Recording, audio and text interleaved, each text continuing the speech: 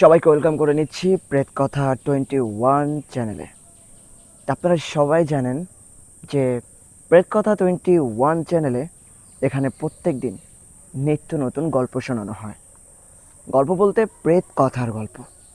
দেখেন আজকে যে গল্পটা আপনাদের মাঝে শেয়ার করতে চলেছি, সেই গল্পটা একদমই আপনারা ভাববেন না যে মিথ্যা গল্প। এমনকি আমি হয়তো বা নিজে চোখে দেখিনি, কিন্তু আমার এক আত্মীয়র কাছ থেকে শোনা একটা বাস্তব গল্প, একটা অভিশপ্ত আয়নার গল্প বলবো আপনাদের মাঝে। চলুন তাহলে বেশি কথাবার্তা না বলে গল্পটা শুরু করা যাক। এক গ্রামে একটি মেয়ে ছিল। মেয়েটির নাম ছিল লাবণী। গ্রামটার নাম আর নাই বললাম। মেয়েটার নাম লাবণী ছিল। গ্রামের ভিতরে মোটামুটি তার চেহারা অনেক সুন্দর ছিল। তো ওই গ্রামে একটা জমিদার বাড়ি ছিল, আর ওই জমিদার বাড়ির একটা ছেলে ছিল, যে ছেলেটা এই মেয়েটাকে দেখে পছন্দ করে। এক কথায় দু কথায় তাদের বিয়ে হয়ে যায়। তো বিয়ে হওয়ার পর মেয়েটা বউ সেজে জমিদার বাড়ি চলে গেল। জমিদার বাড়ি যাওয়ার পর জমিদার বাড়ি দ্বিতীয় তলায় একটা রুম ছিল, বহু পুরাতন একটা রুম, অনেক পুরাতন একটা রুম। তো সেই রুমে মেয়েটা চলে গেল। মানে মেয়েটা একা থাকতো বাসায়। তার হাজব্যান্ড অফিসে চাকরি করত, তাকে প্রায় সময় একা একাই থাকতে হয়। তো যাই হোক, সে একা একা আছে, ভাবছে একটু ঘুরে ফিরে দেখি কোথায় কি আছে। তো দ্বিতীয় তলায় যখন মেয়েটা ঢোকে, দেখতে পায় একটা আয়না, অনেক পুরাতন একটা আয়না, বহু পুরাতনের একটা আয়না। তখন এই মেয়েটা ওই আয়নাটা হাত দিয়ে এরকমভাবে পরিষ্কার করলো। পরিষ্কার করে নিজের চেহারাটা ওই আয়নায় দেখতে শুরু করলো। যখনই মেয়েটা নিজের চেহারা আয়নায় দেখতে শুরু করলো, তখনই সে পেছন দিক থেকে একটা শব্দ শুনতে পায়। অদ্ভুত রকমের একটা শব্দ শুনতে পায়। যে শব্দ শুনে মেয়েটা একটু চমকে যায়। পেছনের দিকে তাকিয়ে দেখে কেউ নাই। মেয়েটা দ্বিতীয়বারের মতো আবার আয়না দেখতে শুরু করলো। যখনই মেয়েটা দ্বিতীয়বারের মতো আবার আয়না দেখতে শুরু করলো, তখন মেয়েটা দেখতে পায় যে তারই মতো অবিকল আরেকটা মেয়ের ছবি দেখতে পাচ্ছে। তো ওই মেয়েটা যখন দেখে যে তার পেছনে আরেকটা মেয়ে একই রকম চেহারা দেখাচ্ছে, মেয়েটা আবার পেছনের দিকে তাকালো। মেয়েটা আবার পেছনের দিকে তাকিয়ে দেখলো কেউ নাই, এবারও কেউ নাই। তখন মেয়েটা ভাবলো নিশ্চয়ই তার মনের কোনো ভুল।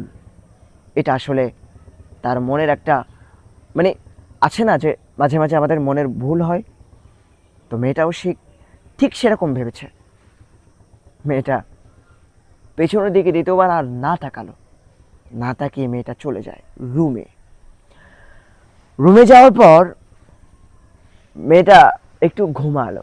ঘুমানোর পর মেয়েটার স্বপ্নে দেখতে পায় একটা মেয়ে তার সামনে এসে বলছে, আমার ভালোবাসা এক সময় ধ্বংস করে দিয়েছিল, আমি কারোর ভালোবাসা টিকতে দিব না, এমনকি তোমার ভালোবাসাও টিকতে দিব না।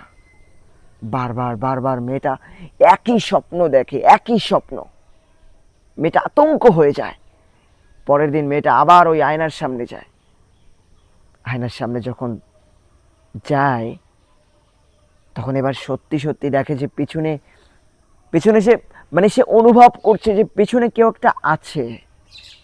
পেছনে তাকিয়ে দেখে একটা কালো একটা ছায়া। তো এই কালো ছায়া থেকে শব্দ আসে যে আমার ভালোবাসা তোমরা ধ্বংস করে দিয়েছো, আমার ভালোবাসা ধ্বংস হয়ে গিয়েছে, তো তোমাদের ভালোবাসাও আমি টেকসই হতে দিব না, তোমাদের ভালোবাসাও আমি ধ্বংস করে দিব। মেয়েটা দেখে আতঙ্ক হয়ে যায়, মেয়েটা ভয় পেয়ে যায়।